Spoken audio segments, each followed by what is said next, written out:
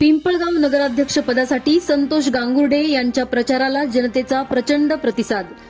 नगर परिषद निवडणुकीचे तापमान दिवसेंदिवस वाढत असतानाच संतोष गांगुर्डे यांच्या प्रचाराला पिंपळगावातील सर्व वयोगटांतून मिळणारा अभूतपूर्व प्रतिसाद सध्या चर्चेचा प्रमुख विषय ठरला आहे।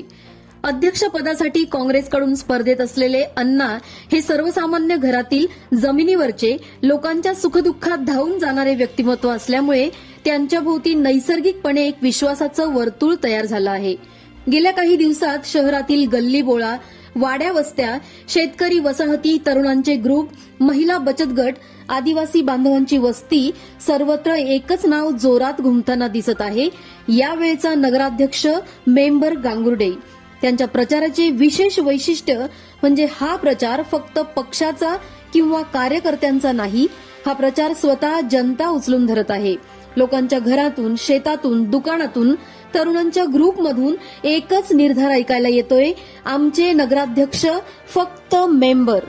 पिंपळगावमध्ये बदल घडणं म्हणजे ज्या महादेववाडी जी वस्ती आहे ती पूर्ण परिसरामध्ये, पंचक्रोशीमध्ये किंवा उपनगर जे असतील सर्वांना समस्या त्याच आहे। एकच समस्या आहे सर्वांना, शौचालय नाहीये, रस्ते नाहीये, पाणी नाहीये, पाणी आहे तर ते वेळेवर नाहीये, लाईटचे प्रश्न आहे, अशा सर्वच समस्या पूर्ण गावामध्ये बेसडलेल्या आहे।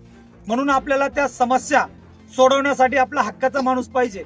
म्हणून मी काँग्रेसच्या वतीनं ती उमेदवारी करून जर मी कदाचित मला मायबाप जनतेने जर नगराध्यक्ष पदाची संधी दिली तर सर्व मायबाप जनतेला मी ज्या पाहिजे सुखसुविधा, नळ पाणी असेल, लाईट असेल, त्याच्यानंतर स्वच्छ रस्ते असतील, स्वच्छ गटारी असतील, स्वच्छ शौचालय, माझं तंत्रज्ञान आधुनिक शौचालय देण्याचं आहे, कारण की त्या शौचालयामध्ये 24 तास माणूस असेल अशी मी सुविधा त्या ठिकाणी करण्याचा प्रयत्न करणार आहे।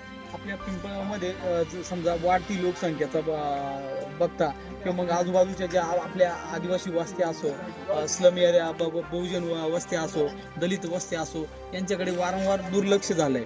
त्या वस्त्यांकडे म्हणजे प्रगतीच्या वाटा किंवा विकासाच्या वाटा तयार करण्यासाठी महत्वाचे काय विषय आहे आणि ते कसे मार्गी लावणे गरजेचे? नक्कीच तर आपण ज्या वाड्या वस्त्या आहेत त्याच्याकडे खरोखर अतिशय दुर्लक्ष होत राहतं आणि हे दुर्लक्ष आपल्याला त्यांच्याकडे लक्ष केंद्रित करायचंय, कारण की वाड्या वस्त्यांमध्ये छोट्या छोट्या सुविधा अभावी त्यांच्याकडे दुर्लक्ष केलं जातं।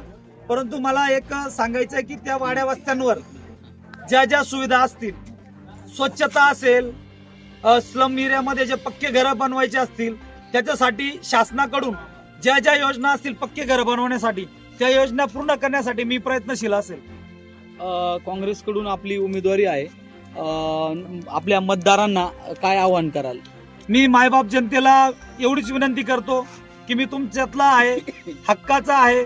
मला फक्त तुम्ही येत्या 2 तारखेला पंजानिशाणी समोरील बटन दाबून मला प्रचंड मताने विजय करा, हीच मी विनंती करतो।